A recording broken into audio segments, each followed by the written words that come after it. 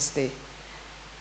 So it's been a day and a half of a lovely immersion across 2 different venues, across different themes, different books. And it's been an amazing time having conversations, getting to know the authors, getting to know what prompted them, what motivated them, and getting into their minds, if I can say so. And they're speaking from their heart and soul. Today is a concluding session, and the morning session was held and continues to be at Savitri Bhavan to celebrate and commiserate the 150th birth anniversary of Sri Aurobindo. And we have the Sri Aurobindo Auditorium and over here, full day sessions that will continue till about 5:30, 5:45. So we start today at Unity with a very interesting topic, perceptions of reality. What is to be perceived, what's real, and how does this happen? And it's going to be an interesting conversation. And may I now invite Ranjit Hoskote onto the dais. Sudeep Sen with their cups of tea. And in conversation is Jhilam. I just overheard her saying that there was a time when she was studying, she looked up to these 2 gentlemen as sources of inspiration for the poems that they wrote. Okay. And what an honor and a pleasure it is that today, while she, in her own right, is an author, a poetess, a writer, and whatever her calling can be, she's actually with them in this conversation. And thank you for coming here, for making this Sunday beautiful. And I'm going to let this conversation speak perceptions of reality. Thank you so much. Can I request all of you to just come on the first 2 rows, because otherwise it's nicer to be closer when it's poetry. In fact, you can join us on stage. Yes. Yeah, we don't bite. Yeah, first 2 rows. Yes, you can just come closer and don't mind. Just bring the chairs closer. Yeah. We'll be drinking tea, so it's more like a chai pe charcha as well, I guess. Yeah, perfect. That's beautiful. Not a term to be used. Yeah. Okay. Yeah. We leave the central part vacant.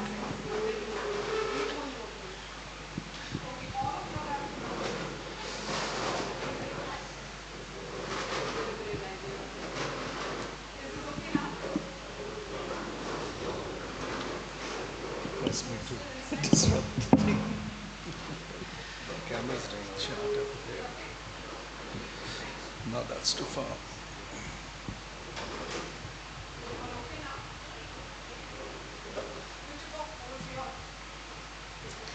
Good morning, everyone. We welcome you to our session today, Perceptions of Reality. We will talk about Sudeep Sen's book, Anthropocene, and newly launched Red, and Ranjit Hoskote's Ice Light, which has also been very recently launched. Both of the books have been written in the context of, largely in the context of climate crisis, and we will talk about these books in terms of literary critique and action. And if these words seem like very heavy to you, then do not be scared. You are free to participate in your own way as well. I'll briefly introduce the books to you, and then I would request the poets to read a few poems from their work so that you get a context about what they write about. And then we will move on to a conversation, and later on you can also please have your questions and your observations ready. We would love to hear from you. Sudeep Sen's Anthropocene by Piper and Books, UK 2021. Critiques man's hierarchy in the grand scheme of the universe.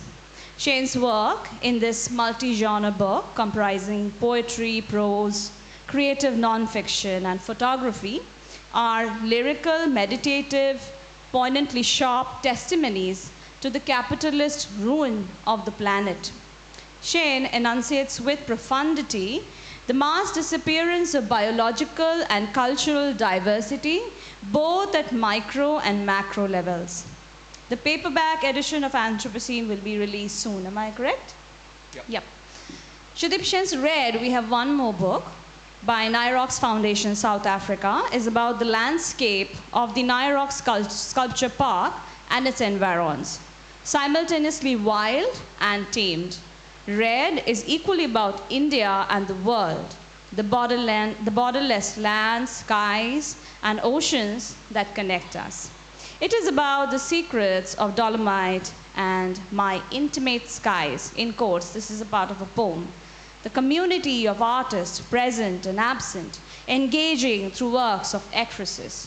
Red is about politics of color, language, and body, a wider and deeper meditation on man and nature. We move on to Ranjit sir's book, Ice Light. Ranjit Hoshkote's Ice Light by Wesleyan University Press 2023 enacts the experience of standing at the edge of a life, a landscape, a world, assuming new contours of going up in flames.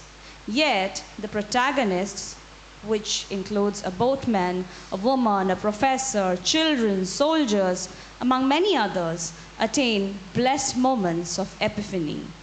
Structurally, I personally believe the book is like a film. Cinematic images, intertextual references, philosophic narrations on inner political scapes, color schemes of pearl gray haze, night fog, red velvet, together churn an epic tale of atmospheric injuries. Hoshkote's poetry unseals deep scales of geological time and strata of historical memory, one that is aware of the crisis of war and ecocide. This, please note the term ecocide. This is a book about transitions and departures, eloquent in its acceptance of transience in the face of mortality. Both of these books are available for sale at the counter outside. Please get your copies. We need to sell poetry, and these are beautiful books. And as I would say, both of these poets are like priests, you know. In their books, they have conducted the marriage of truth and beauty. There's so much of beauty in these books. As we read, as we discuss, you will discover that. And read them before you sleep, and your dreams will become poems. With that, I request Ranjit sir, would you like to go first while reading, or Shudip da? Okay, some of you were here yesterday, so shall I read a poem or two which I read yesterday? Because it's from Anthropocene, which is being discussed. This was written during the pandemic and was launched online. So I only met people in these aspect ratios of 16 by 9 or 4 by 3 on these mosaics, badly pixelated screens. So it's nice to sort of do it to people who are actually breathing and living. It's about breathing, it's about living, it's about toxicity, it's about what man or mankind and womankind has done to the planet. It's come to a point where it's almost irreversible what's happening. So I'll read a poem called Disembodied, and this is set in my home city of Delhi, which is where I live. And it could well be any big city, Bombay or Bangalore or Brasilia or London or New York, because the issues are very similar. Disembodied. My body carved from abandoned bricks of a ruined temple, from minaret shards of an old mosque, from slate remnants of a medieval church apse, from soil tilled by my ancestors. My bones don't fit together correctly as they should. The searing ultraviolet light from aurora borealis patches and edge corrects my orientation. Magnetic pulses prove potent. My flesh, sculpted from the fruits of the tropics, blood from coconut water, skin colored by brown bark of Indian teak, My lungs fueled by Delhi's insidious toxic air echo asthmatic sounds, a new vinyl dub remix.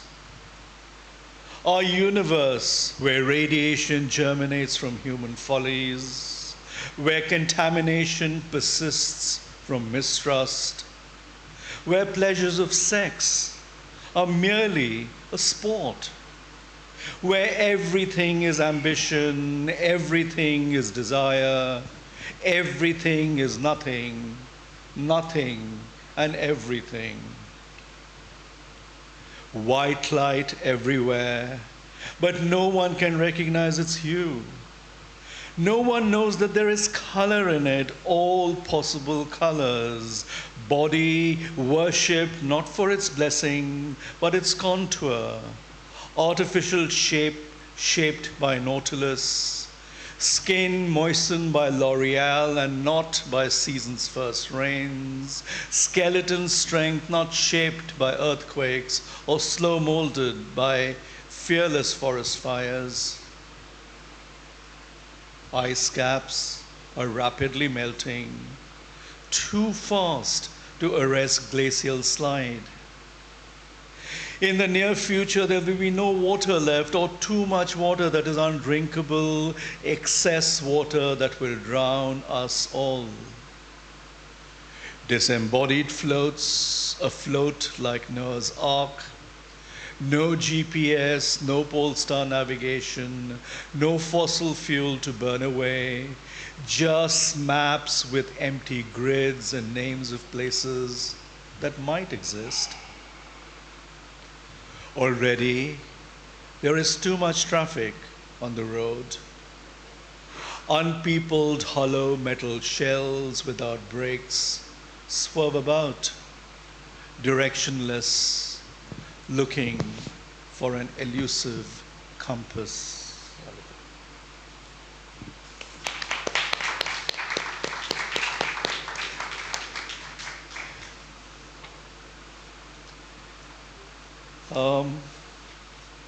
I'll read the last poem in the book. Actually, the Indian edition doesn't have the last poem in the book, so whenever I present copies, I print it out and stick it on the back. There is a reason why that is. I'm trolled and I'm on the government radar for this. It's not very pleasant. Because as poets, we speak the truth, and truth is not terribly palatable in so-called democratic societies. So this poem was written when I saw my city folks being buried, burnt on the sidewalks, in parking lots. Delhi became a burning fire, really. I've never seen something that is so horrific. I know partition was like that, and to me, I'm very privileged to have grown up in independent India, and I haven't seen that. I've only seen it through movies and novels and stories my grandparents told me. But Delhi during that time was horrific, and we ran out of space to cremate people. And what was happening? The central part of Delhi was being dug up to create this Disneyland. So that's what prompted me to write it. There are three italicized lines in the poem by this wonderful, wonderful Kashmiri Indian poet who's no more, sadly, called Agha Shahid Ali. And I'm not going to flag them when I read them, but everybody knows the lines. Om, a ceremony. And it has an epigraph from Goethe, and I quote, architecture of frozen music. In my city, I'm surrounded by constant cries of the dying, burning pyres heaving under burden of wood, smoke, and bones. Wailing summed up by sonic notes of Om. Civilization's first sound, Sanskrit syllable, echoing a conch shell's harmonic mapping, its involute spiral geometry holding within and emanating airborne sonar screams. My ancestors, grandmothers, mother, blew into the smooth shell, cupped in their palms, held intimately as if it were a talisman, a prayer, a pranayam in yoga's daily ritual. But breathing is such a privilege these days.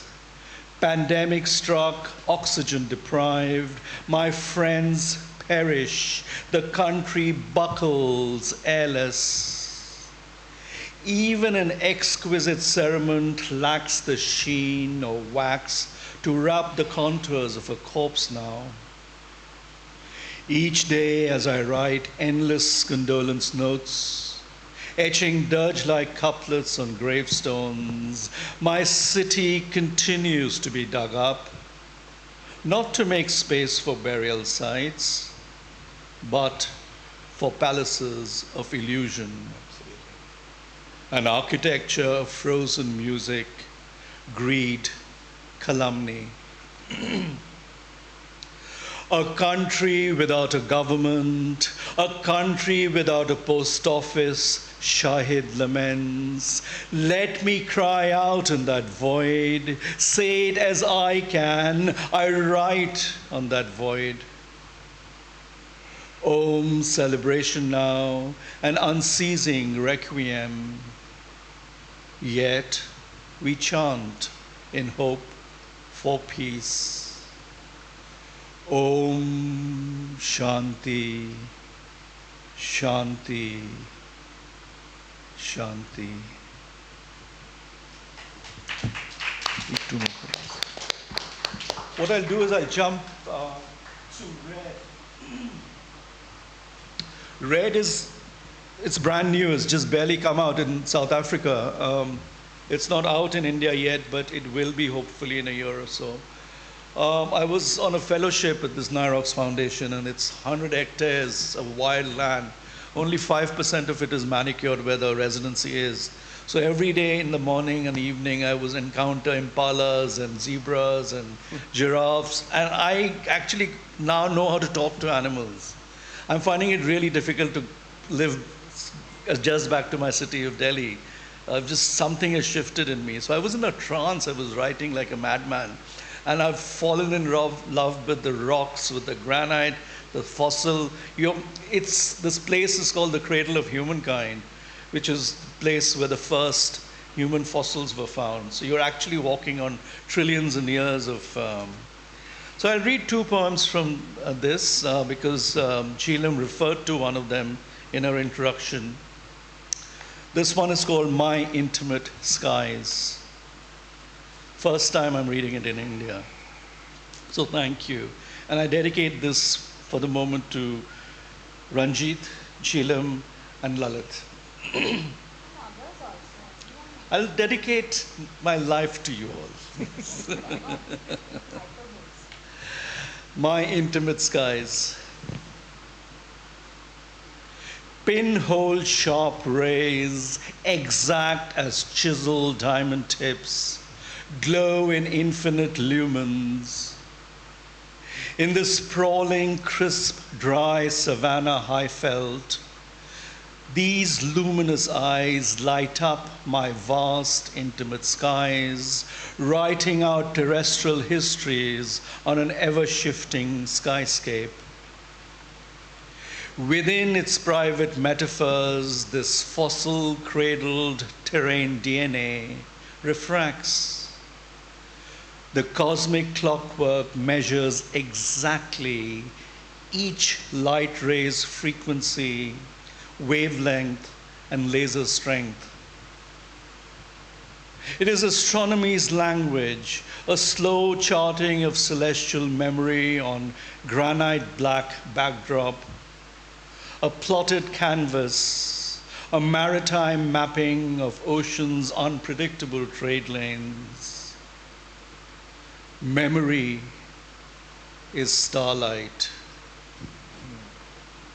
Memory is starlight. And in the middle of the book is a long poem which fuels the whole book. It takes place over many, many pages. I'll probably just read 3 short sections from it just to give you an idea of how I was possessed by the land, by the fossils, it was an incredible thing, and I'm still reeling under it.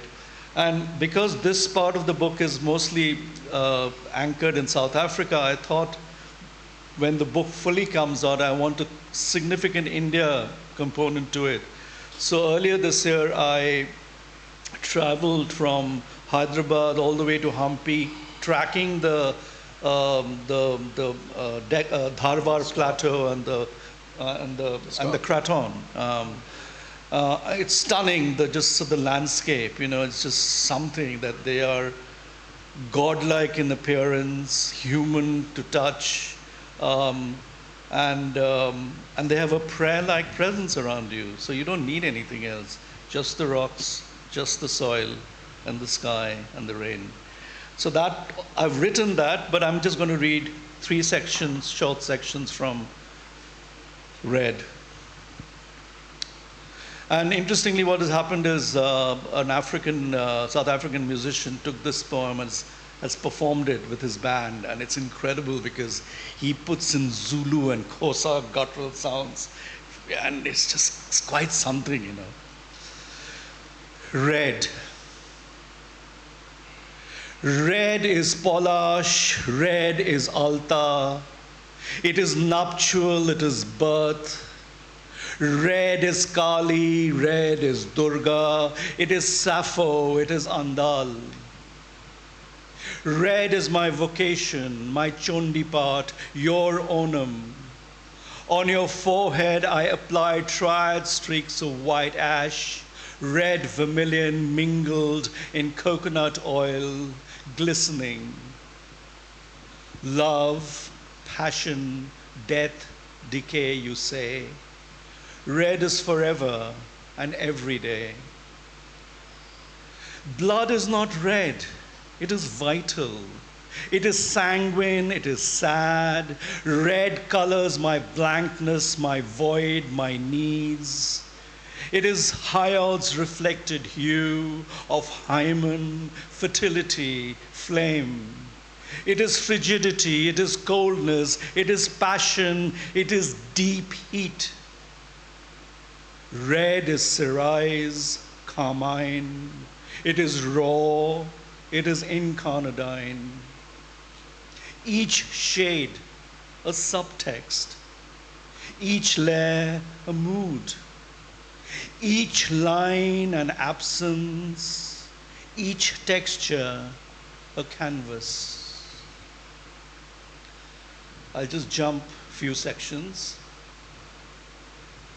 My body's wrinkled terrain mimics savannah's skin tone, silk sheen mutating to rough, Bengali smooth to red rash, microwarts birthing itch, its discomfort unpalatable. My hand nails are my tools, their tips my enemy. The more I try to appease my skin, the more it cries. I'm high on this veldt air, happy and sad in orbital parentheses. My brain cells spark high voltage current. Even long-necked African vultures perched on high apocalyptic pylons cannot absorb or mollify this electrical impulse. My magnetic field is in disarray. And a small little bit.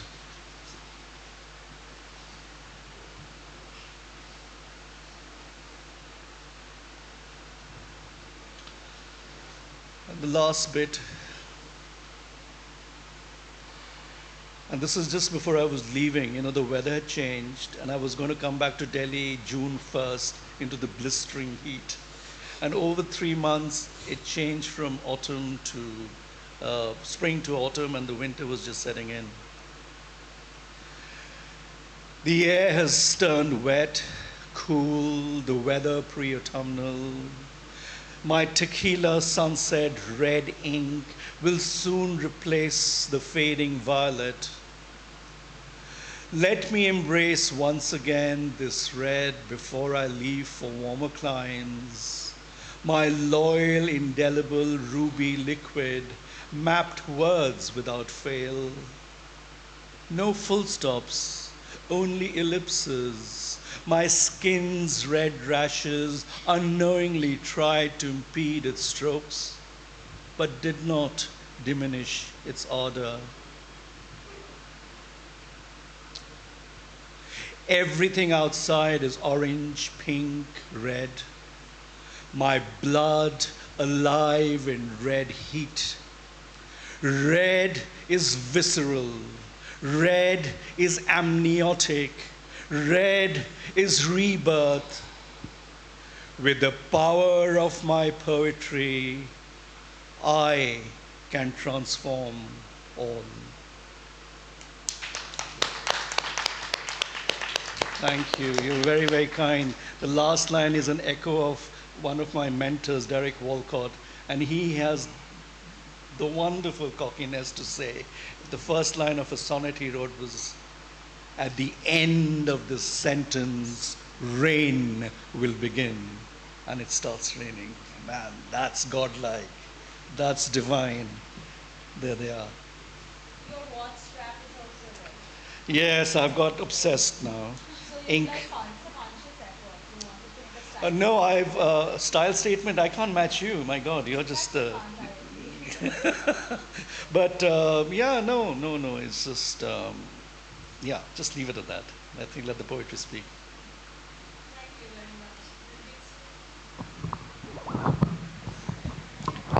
much. Oopsie. No, we'll turn this into a kind of a hand mic, hopefully. Yeah, super. Well, in the first place, thank you all for coming out on Sunday morning. It's marvelous to see you all here and to see among you people with long practices of attentiveness to texts, to narratives, to the creative arts. So it's really an honor to be here, to be reading at the Unity Pavilion.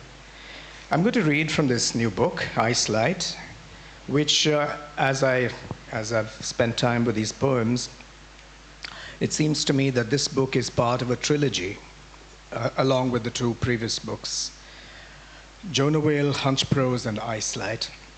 And I say this because these books now carry for me ways of bearing witness to three crises, I would say.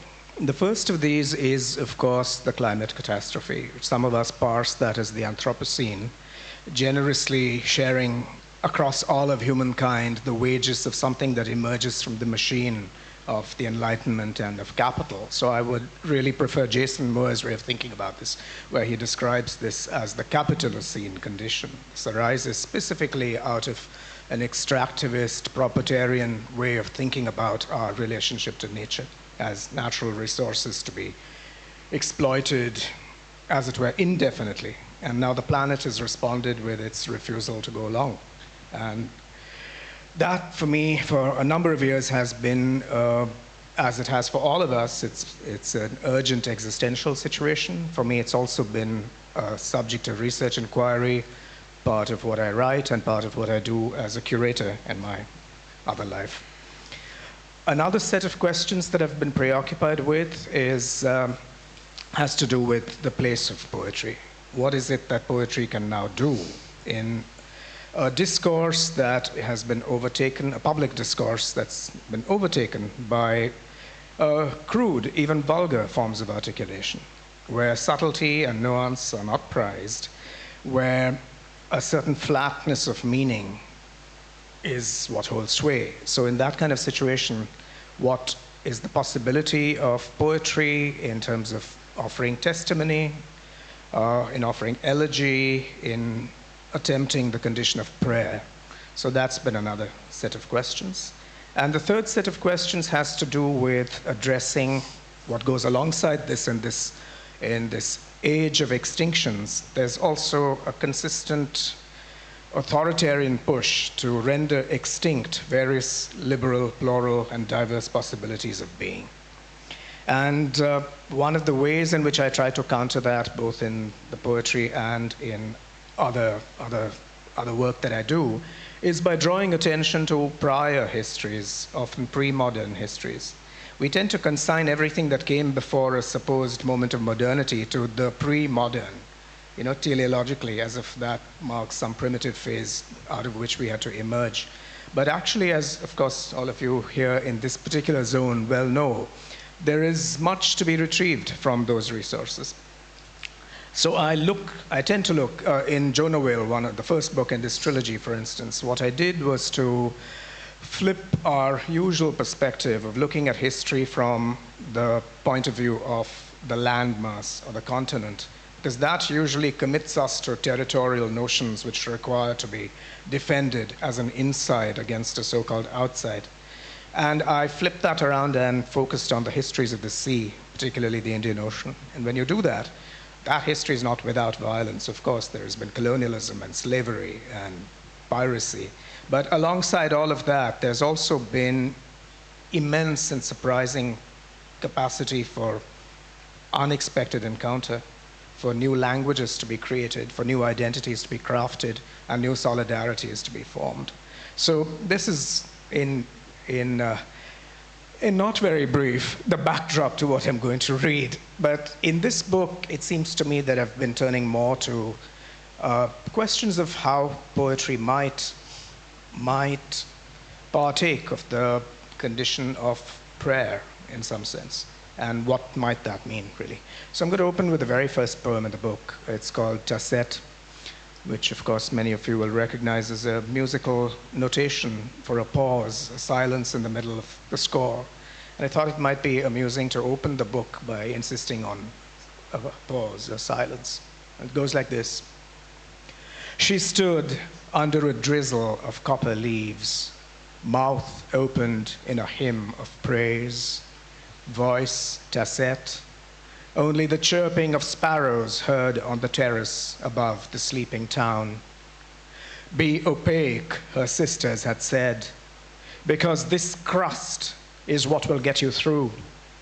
Standing above the chasm opened in the eastern rock, she thought, what if there was no border between flesh and light? What if I had no skin? Of what am I the barometer?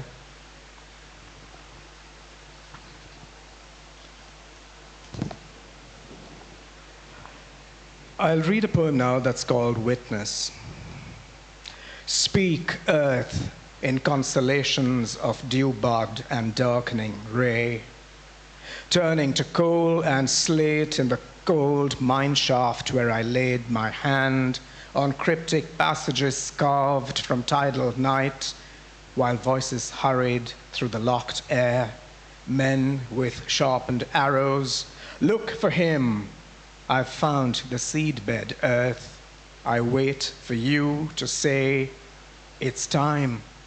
Let me tell you why you're here.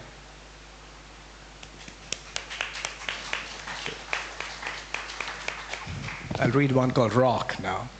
Also, having had this long-term fascination with the scale of geological time and epic time, and thinking about how these temporalities play through and around our rather ephemeral ways of being in the world.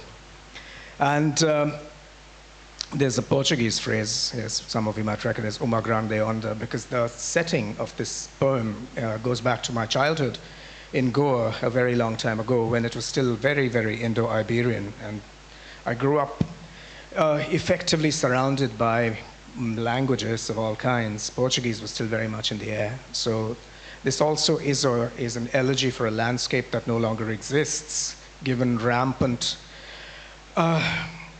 obsessions with urbanization. And I fear that that is a fate that might overtake this marvelous place as we go along.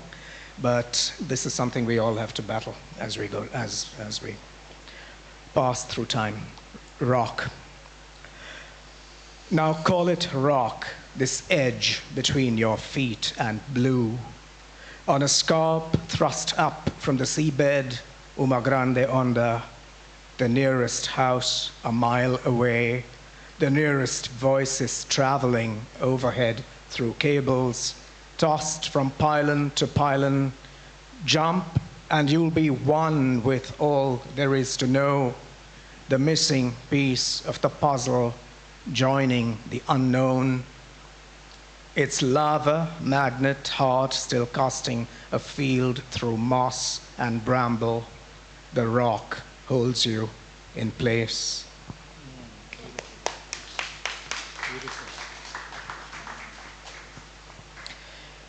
I'll follow this with a poem called Noor, which, as many of you will recognize from the Arabic or the Urdu, means light, usually illumination.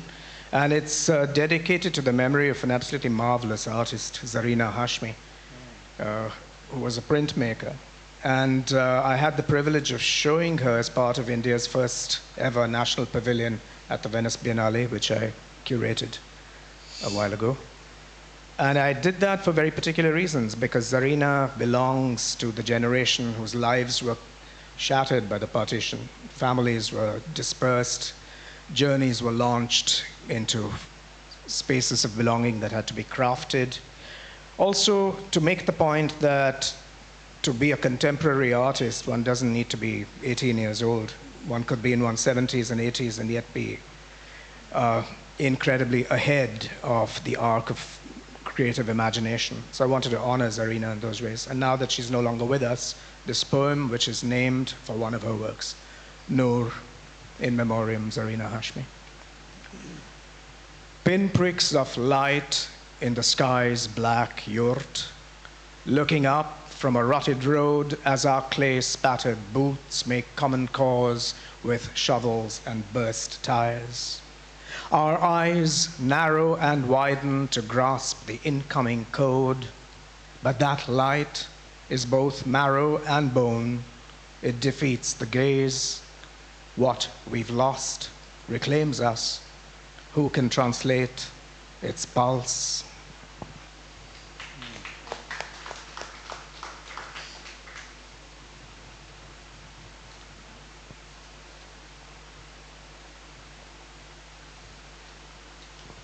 I'll close this with a poem called All Gods Travel.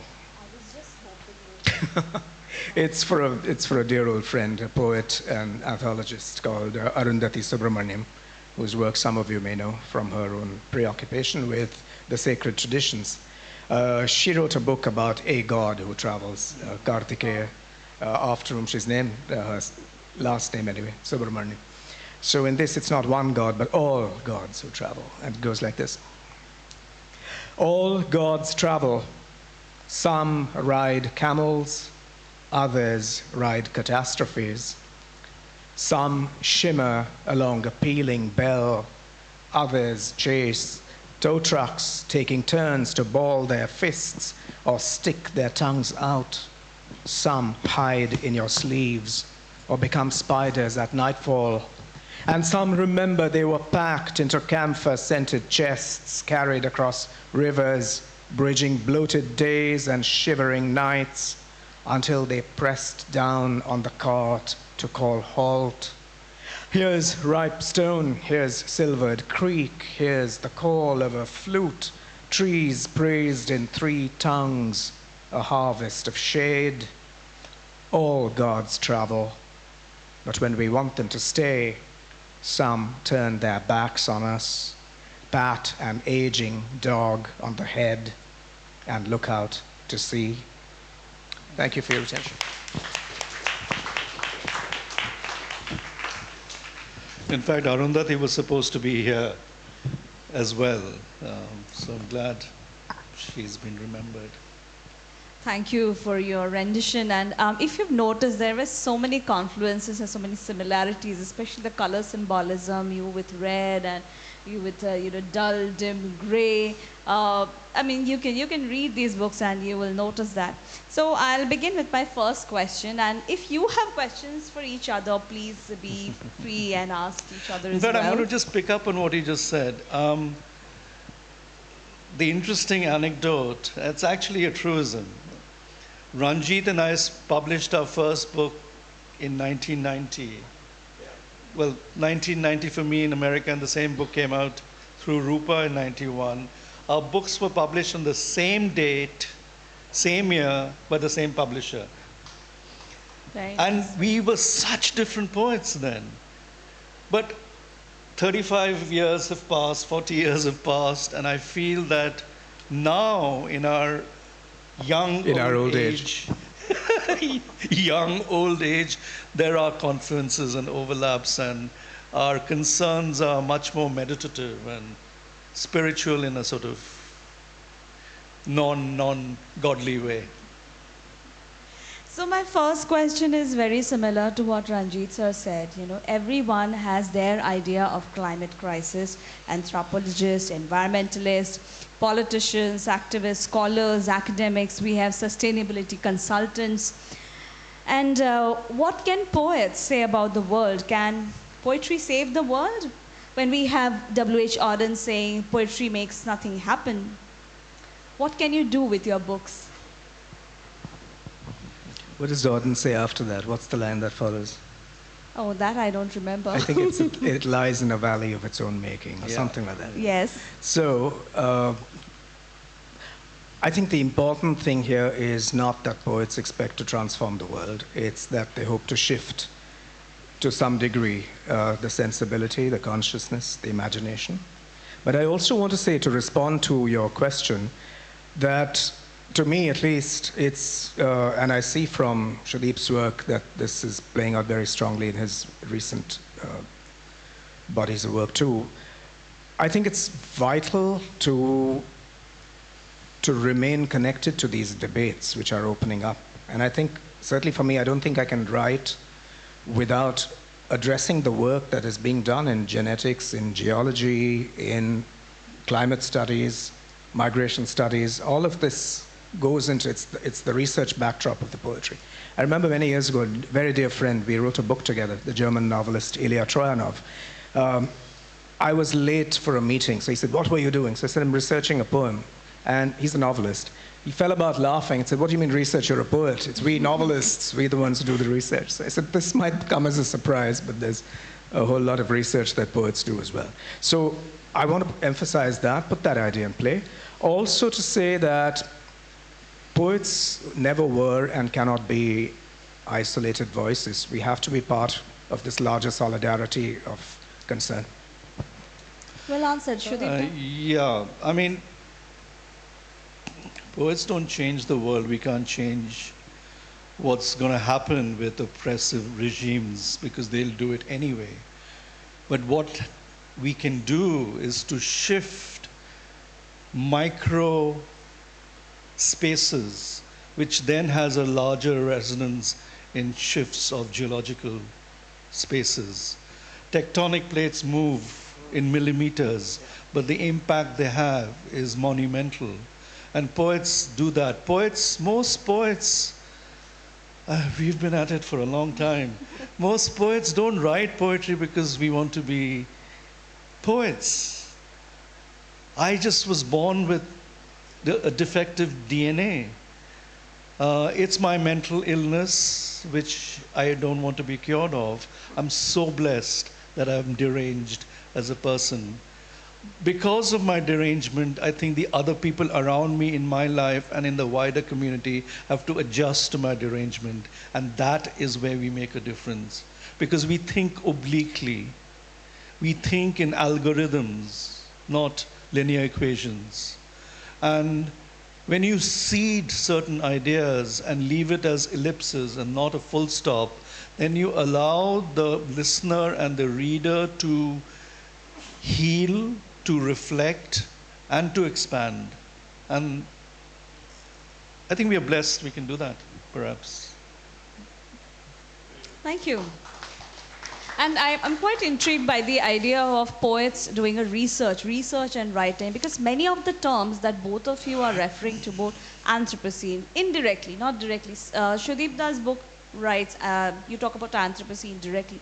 These are very conflicted terms. There are a lot of theoretical debates on whether we should use it or not, because not everybody is out there to destroy the world. It's premised on Western theoretical studies as well. So, we might look into the larger debates of whether we should use these terms Anthropocene, Capitalocene, Symbiocene, Ecocene in South Asian context. Or can we invent something new? Can we get something new for us? It's a debate. We can talk about that later, and we don't have much time, so we will move on to the next question, which is for Ranjit sir. Ice light, of course, in this book, as I was reading, there are more than 16 times, that's the last count I had, that the word light appears. And if the best way to read a book, I find, is to read the first poem and this last poem and see a connection. And I saw the connection of light, and light is what binding all the poems, shore light, dim light, golden light, pearl gray light. And I was just reminded of John Keats's Ode to Nightingale, and how Keats uses the technique of chiaroscuro in his poems. Would you like to say something on this, on your relationship with light in this collection? I think it's a long-standing concern, but thank you for that reading, because yes, the title has to do with luminosity in the night, and then it opens as it does with this sense of a chasm and light, and it ends with light returning. I've always been fascinated by this cosmic contrast of light and darkness, but it seems to me that at this point it's through this tenebrity that we have to make our way. So for me, it's not Keats at all, actually. It's a phrase from Heine, which I read as a teenager and which struck with me. In translation, it's the lit and lighting night, the night that illuminates. So that fascinates me, this possibility that one might look in very unlikely places for sources of light, and then what avatars does that assume in one's doing. But it's very much also, as you said, it's the light that emerges in vexed predicaments.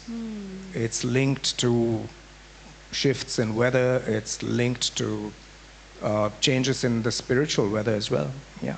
But maybe come back to that, and at some point maybe read that title poem. Yes, please. Light and color, and there are times I'm confused. Is it color that gives life to form, or form gives life to color? But color is intrinsically linked with light. Remember that line I read in Disembodied? White light is basically an aggregation of 7 colors and more. So when you refract light, you get 7 colors. But that's what human beings see.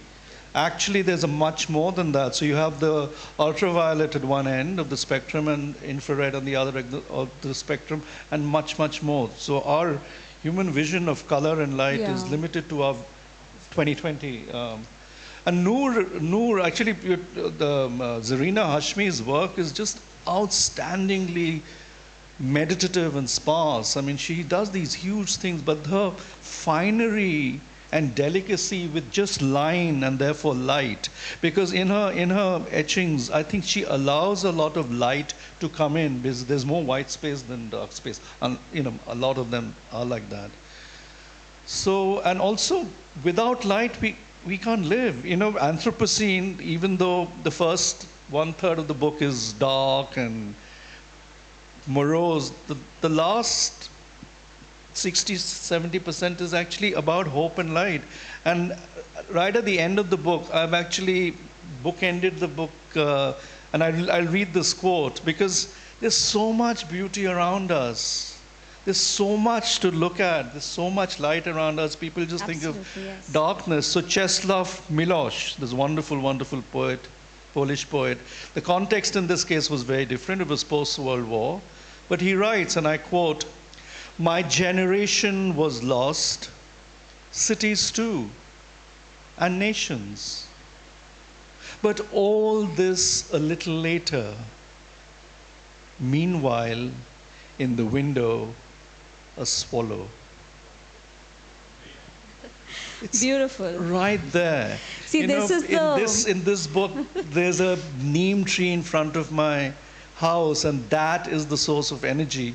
It's the humans who have a problematic relationship with their soul and themselves and with other human beings. During the pandemic, within 2 months, Delhi, you see this much more because it's more polluted. When the sanctions were imposed, we couldn't step out of the house. I was very lucky. I have a terrace in the building. In 2 months, the skies became bluer. The birds returned. It takes such a short time for the earth to heal, and we just have to give them a chance. And the sun rises every day. It doesn't moan and groan that, gosh, I have to wake up. The birds come and twitter, not the T-I tweet, tweet, tweet, tweet, but the real birds come and do it. Everyone gets along with their lives except the human beings who are morose and angst-ridden. So I think we just have to look out and just see. It's beautiful. I think both of you have answered the first question. This is why we need poets in society, because we wake up and we think about our bills, we think about our work to do, and poets wake up and they think about light and clouds and birds. We need them, and that's how poetry makes a difference. Thank you. And my next question is for Shudipda, related to your book, Anthropocene and Red. So in Anthropocene, you talk about your private observations of the pandemic, and you look at your neighbors, you are reading the newspapers, a lot of private spaces. In Red, it's a call for communities, India and Africa. Do you think that if we come together as communities, we can address issues of climate change or climate crisis? And yesterday, when you spoke about poets coming as communities, I would like you to comment on the idea of community. Even in the festival, we've been talking about the idea of community coming together. How do you address this idea in your Community is second book? crucial. Community is crucial. Why do you think the Western civilization broke down? Because they think in two eyes, not us. Where's the we and the us? People have prenuptial arrangements before they get married. I mean, you're doomed if you think about breakup before you get married. I'm not saying passing a value judgment on it, but different bank accounts, different time slots, and then there's a shared space which is negotiated in modern relationships. So the us and the we, beautiful polysyllabic monostitches, is the way to go. So without community, you can't do anything. It's always in pairs or in multiples of pairs. Because even cosmically, if you think, we just have to look up and out to see the geographical and cosmic models to just relate that to ourselves. You have the two polarities. In physics, you have the fulcrum, and how you shift the fulcrum will move the weight, and so on and so forth. So community is very important. My own way, in a limited way, is to bring the poetry community of India together. It's a long-standing kind of endeavor. It's a vocation. I don't know whether I'm successful or not, but I've done many anthologies, and the whole idea of anthology is to open up, destroy the walls, and bring everybody together in one room without any hierarchy. Yes, absolutely. We need to hold hands. We need to hug. Please. Before we leave, everyone should be hugging their neighbor, and we'll hug all of you. So community is very, very important. Yeah, absolutely. Absolutely important. As my guru Nissim Ezekiel used to say, let's not go to extremes. Yeah. But let me just respond to Yes, this idea, please because do, I yes. don't want to be a contrarian, but having had some experience, let me just speak from two, I suppose one could call them utopian projects in some sense, with which I have family connections, the Theosophical Society and the Krishnamurti Foundation. My sense is that, and I'm sure there are some people here who will share this disquiet, the idea of a community is marvelous, but it's always a work in progress that demands a constant ethical rededication. Because it's all too often it happens that the community develops an idea of what it needs to be, which then becomes a dogma. And then that divides people into true believers and blasphemers or heretics on the other side. Or the community develops some kind of bureaucracy, which then takes over. And the quest or the ideals or the values that animated that community tend to recede a bit. So I would prefer to work with the operational notion of a solidarity, which allows for criticality, for dissent, for the reshaping of purpose. Absolutely, and it's a fraughted music communities. It has a lot of. Yeah, we can have a louder clap, so don't be, inhibited. Yeah, feel free.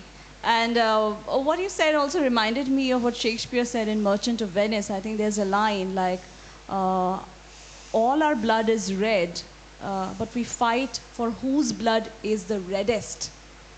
So, so in that, when we think like that as human beings, we're not all islands, but we need to come together, but we all are separate.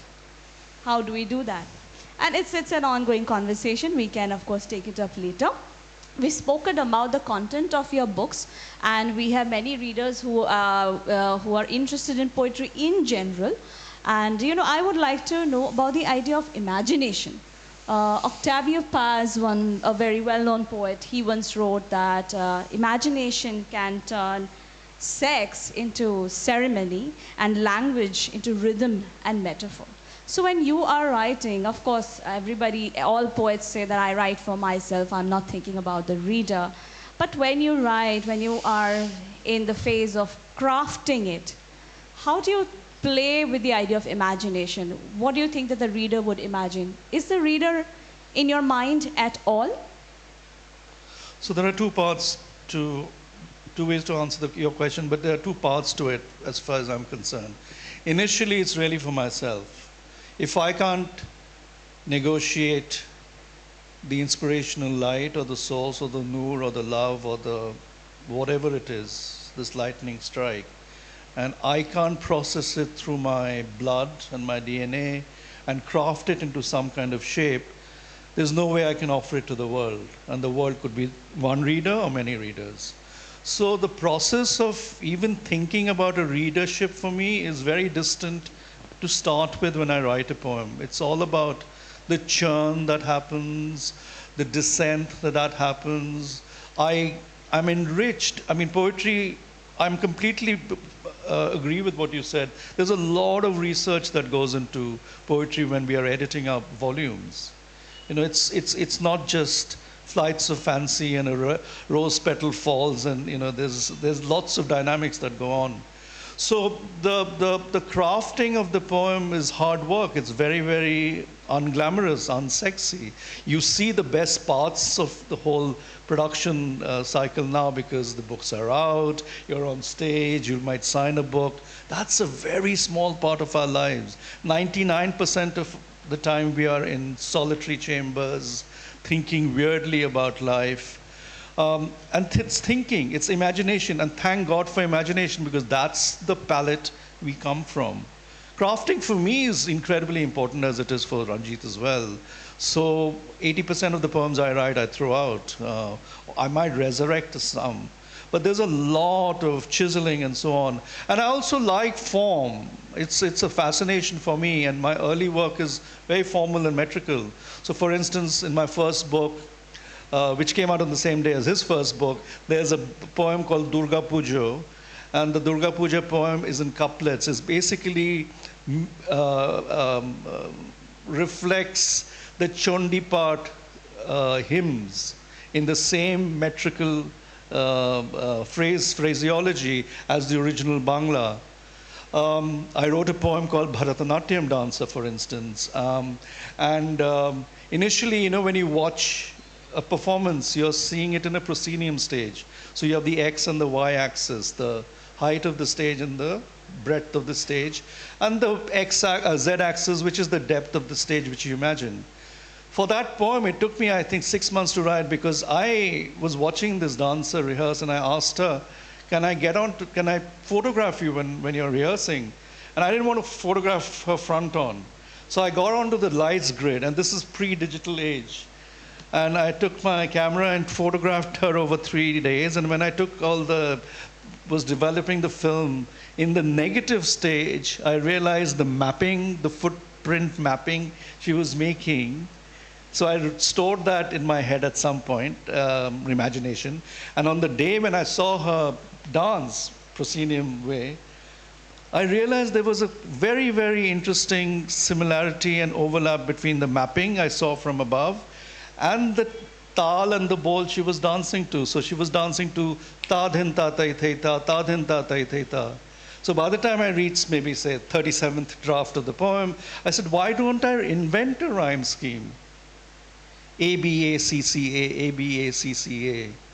So we as Indian poets have actually contributed to English prosody by doing these things. So this is a form now which is in prosody books.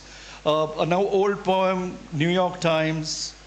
Each stanza is in 5 lines because it reflects the 5 boroughs in New York City, Manhattan, Brooklyn, etc. When you turn each stanza this way, it inaccurately maps the island of Manhattan.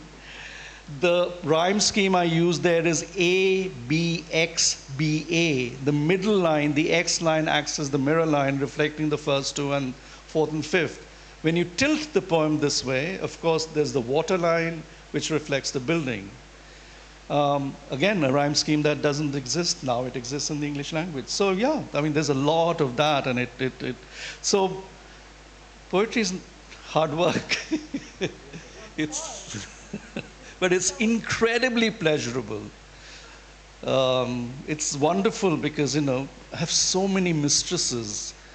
All the poems I've written are my mistresses and my lovers. And when you have that kind of spiritual relationship with the body of a poem, it's magic. So would you like to answer? Imagination. You play a lot with imagination. This book was like floating in a dream. Bam, Mike. You can hear me. No, it's being recorded. No, you can't. Okay. My question was, how do you play with the idea of imagination? So if you would like to say something, yeah. I mean, you wouldn't be doing poetry or any of the creative arts without imagination. That's practically the first step. What would be your technique? As readers of poetry, we would always like to know that. Let me put it this way. I think for me, also because I have this hybrid practice, because I'm also closely involved with the visual arts and with architecture, and with music, for me, this condition of being among the arts, being in some sense working across the arts is very important when it comes to how a poem takes shape. And I always see the poet's vocation as an artisanal vocation. It's about making.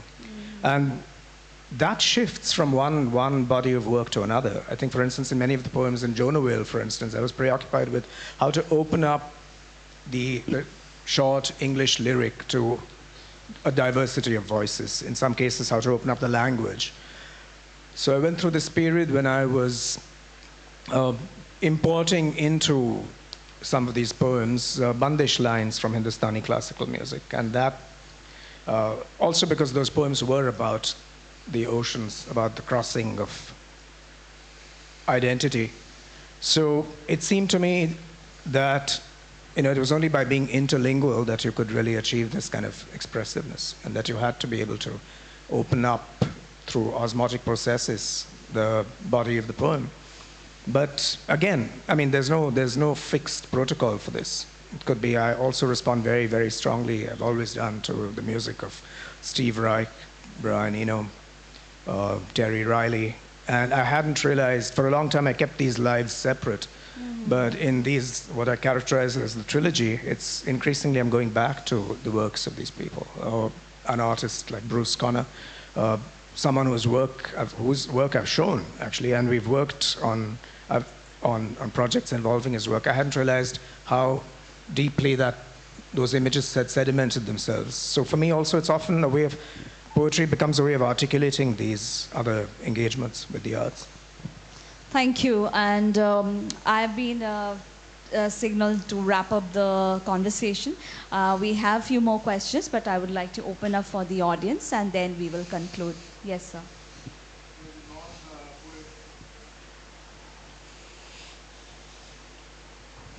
As a non-poet, we also like to spring some surprises, and with the permission of Sudeep, Sri Aurobindo's poem Savitri is also about light. It starts with the sentence which says, "It was the hour before the gods awake." It was total darkness.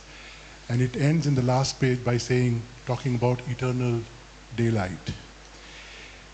If Sudeep allows me, I want to spring a surprise of a poem that Sudeep wrote and which is probably unpublished. Oh. And this poem was written completely, he gave it to me, and he has probably forgotten about it, and it was about light. And because it is relevant to Auroville, it was after I took him to the Matri Mandir. And because the festival is happening in Auroville, it might be relevant to read, if not the full, a portion, depending on how much we time. So Sudeep writes, after visiting the Matri Mandir, this is a quotation from Sri Aurobindo, a new starting point in the terrestrial evolution. In the white-hued hemispherical dome of disappearing pillars, sun refracts through a perfectly placed lens on the ceiling, a glass globe in the inner chamber's center. As we sit on the white matted floor, quiet, limbs folded in a yogic posture, eyes wide shut, our breath weaves and threads the cool air, circulating like the song of silence, its lyrics translucent as this light's diffused density. Sri Aurobindo and the mother's poetry echoes silently, its words heard only by the devout. As I ascended the parabolic stairways suspended in mid-air, I heard trickling water, sound soothing the carved stoneworks. Its ripples gently reaching the lotus plinth, its axis directly below the sun's shaft's end. A lone candlewick flutters, keeping vigil. Inside this white geodesic marvel of geometry, its outer shell clothed in concave gold discs. Keeping the cosmic innate balance in place, you can hear the silence here, hear each and every breath folding in plated petals as a great luminous consciousness soars over the earth, creating a kind of eddy in its atmosphere. This, if you remember, you wrote when you had visited last time. I remember. And I it thought now. it's relevant. It just came up on my phone, so I decided to See, share. this is what magic of poetry is all about. Why should it come up on your phone now? It's the energy of the divine. And actually, I have to thank you. We went together. And I wrote that poem just after my prayers in the Matri Mandir. Yeah. Well, thank you for reading. I'm very touched and moved. I don't know who wrote it. I think someone else wrote it for me. I read it first time, actually. Though you sent it to me, I Thank you for read the it prayer. first time. Thank you for the prayer. By the way, I come from a place which is the surname or the next name of Mr. Ranjit. I am from a place called Hoskote, near Bangalore. I don't know whether you belong to that place or mine not. is on the coast. Huh? No, the Hoskote that's in my name is on the coast. Okay. No, he's lying. He's got his palaces there. Later I came to know that you are not from that place, but I come from a place called Hoskote, near Bangalore. Okay, that is one thing. And the second thing is, because you are mentioning of Krishnamurti Foundation, I like to just add one thing. You know, it may be correct or not, I don't know. See, Krishnamurti always tells not to see anything as two parts, as two opposites, whether it is light or darkness. See, if someone doesn't enjoy the night, the sleep, the re-energetic process of the body, definitely you cannot enjoy the morning dawn, morning light. So this whole idea of seeing, you know, this is light, this is coming from here, this is dawn. No, the idea should be how we can see the whole thing as a wholeness. Only then I think we can really get to know the whole picture. Otherwise, again, we are seeing the day, you are seeing the night, and things like that. That is what I just wanted to add to. And of course, it's, both of you spoke very well about poetry. And I just met, I keep going to these kind of places, and there's one great writer in Kannada. I asked him, when you can explain the things, what you can explain in simple prose, why should you write a poetry which is not understood by many and still read by the few? Out of 100, only 10 read poetry, the readers I am talking about. Out of that, only one understands the intention behind the poetry. So I asked him, why, as you are mentioning a novelist, he said, poetry is tribute to you people. The poetry is, he said, it all jumbles up inside me so much, it forces me to write a poetry. That what would have happened to Valmiki or Vyasa. That is why they wrote everything in slokas instead of writing in prose. Thank you. Thank you very much. Thank you for your intervention. I think I'll disagree with the whole idea of division when you're talking about darkness and light. Actually, there is no division. It's only when you shadow light that then you see penumbra and the darkness. The reality is there's light, always there is light. It's only when we are in the absence of light, which is in the shadow, that you don't see the light. And it's a human failing because our eyesight. So there is no division in my head between light and dark. It's just a convenient word to show the bipolarity of the two spectral edges. That's all. And if only 10 people read our poems, I'm really blessed because those 10 people engage with it. I much rather have 10 people engage with it than 1,000 people come and take a selfie. So that's actually something Krishnamurti said towards the end. He said, if there are only 5 people who will listen and read, it is enough. So, I mean, that's an extreme. But just to say that I don't think this is, it's not a question of how many, it's a question of the intensity of the experience of reading. Yeah, so it's quite interesting that even in the 18th century, when the Industrial Revolution was opening up, it was the poets who raised the alarm. It was Blake who was over the Thames and he looks at the chimneys of doom. What is it inside the spirit of poets that cracks open a status of alarm by which it churns change and reformation in society, way before? Poetry is an early warning system. And that's what I'm going to say. I think because poets tend intuitively to be aware of seismic shifts. But I think poetry involves, or it certainly calls upon you to dismantle yourself in a certain way. So you tend to be aware of urgencies. You also tend not to be a partisan. So this is how I'm going to respond to your question. Yeah, just to follow on from what Ranjit is saying, that our bodies are made differently. I would say the artist's body is made differently. Poets, dancers, musicians. We feel the vibration way before other people do. And because the vibration goes through our bodily fluids, other kinds of articulations happen. For us, it may be poetry. For a dancer, it would be a mudra or a dance sequence. For a musician, it could be a bandish or a shlok or a song.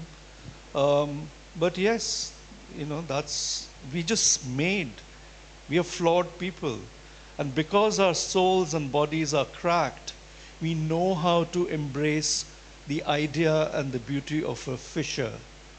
We have fissures in ourselves, so light passes through us. Because we are not perfect, we don't have opaque spaces. We are porous. And we want the society to be porous. And that's what it's all about.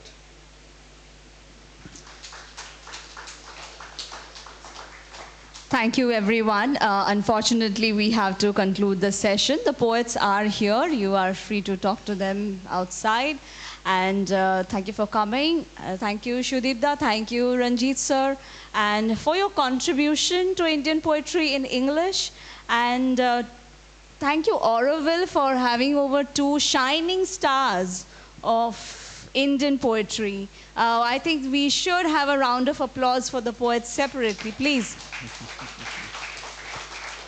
And if you follow their writings and their works and how they carry forward the purpose of poetry, not just through books, but the work they do, you will learn that poetry is not something that we do in ivory towers in isolation, maybe part of it, but it's also largely to come out as public intellectuals, cultural thinkers, and legislators and guardians of society and culture.